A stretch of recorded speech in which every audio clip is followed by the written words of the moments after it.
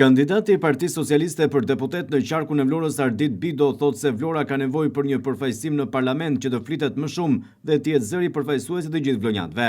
Gjatë një interviste të dhënë për televizionin 6+1 Vlora, kandidati Bido flet për këtë rrugëtim të ri. Vlora ka nevojë për përfaqësim. Gjithë qarku ynë ka nevojë për përfaqësim. Ka nevojë që në parlament të flitet më shumë për Vlorën, ka nevojë që të flitet më shumë për qendrën e qarkut tonë që është ky qytet.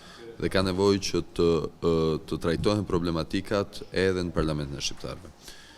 Vlora ka dy realitete, ka realitetin e Lungomares, por ka edhe realitetin e Kuzumbabas.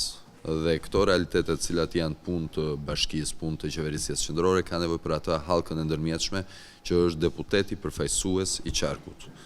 Në këtë kuptim, unë e mirëprita ftesën për të kandiduar për Partinë Socialiste, sepse dëshiroj që të jem zëri përfaqësues i gjithë vlonjatëve në parlamentin e shqiptarëve.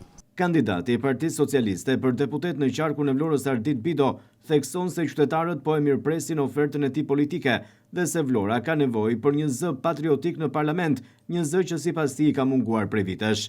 Unë jam shumë i kënaqur nga takimet të cilat jam duke zhvilluar, njerëzit po më mirëpresin ofertën politike që unë jap. Unë besoj se Vlora Ismail Qemalit ka nevojë edhe për përfaqësim të zërit patriotik në parlament, ka nevojë që të mundet të flasim troç në parlamentin e shqiptarëve, një zë që besoj se është i munguar dhe një zë të cilën e ndjej se mirëpritet në takimet të cilat unë jam duke zhvilluar si në qendrën e qarkut tonë, ashtu edhe në Saran, në Delvin, në Himar, në Konispol, në Finiqe dhe në Selanicë. Por si e vlerëson Bido faktin që është në listën e hapur dhe sa e vështirë do të jetë për të? Unë jam në listën e hapur sepse nuk kam marrë gjyqyll në jetë. Unë përpiqem që të ofroj një ofertë politike. I takon qytetarëve pastaj. Qytetarët e dinë nëse duan që të përqendrohen në interesat ngushta apo nëse duan përfaqësim në parlament. Unë besoj se ofroj këtë të dytën.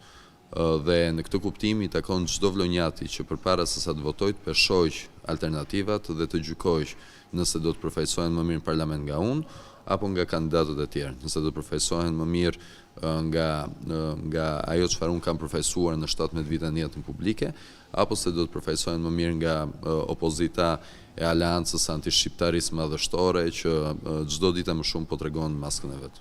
Kandidati i Partisë Socialiste për deputet në qarkun e Vlorës Ardit Bido thekson se për problematika specifike dhe për një program të shkruar, qytetarët duhet ta votojnë atë për shkak të angazhimit që do të ketë në të gjitha bashkitë e qarkut. Kështu që për Vlorën patjetër unë vi me një ofertë politike, me një program të shkruar në mënyrë që të mundet qytetarët edhe të më kapin prej xhaketën nesër.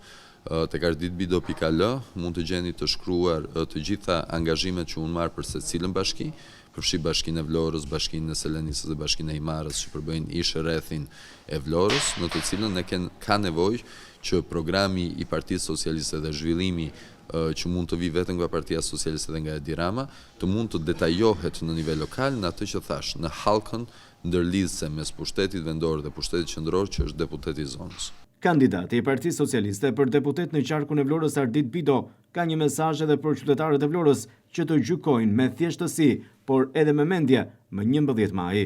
Unë kërkoj nga qytetarët e Vlorës që në 11 maj, përpara se sa të vendosin kryqet e tyre në fletën e votimit, të gjykojnë kthjellësisht.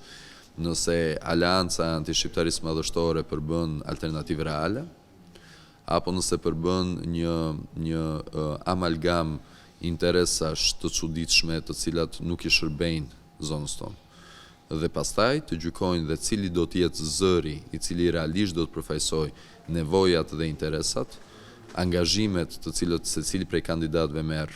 Unë besoj se kam angazhimet të qarta dhe të shkruara dhe përpara se sa të votojnë për partinë dhe për emrin, të mendojnë se kush i përfaqëson. Unë besoj se nuk ka alternativë tjetër Vlora me përjashtim të Partisë Socialiste të numrit 5 të Edi Ramës dhe mes kandidatëve, unë besoj se vi me një ofertë politike të ndryshme nga të tjerët, prandaj kërkoj dhe votën personale në mënyrë që të mund t'i përfaqësoj të gjithë qytetarët e qarkut tonë në parlamentin e shqiptarëve.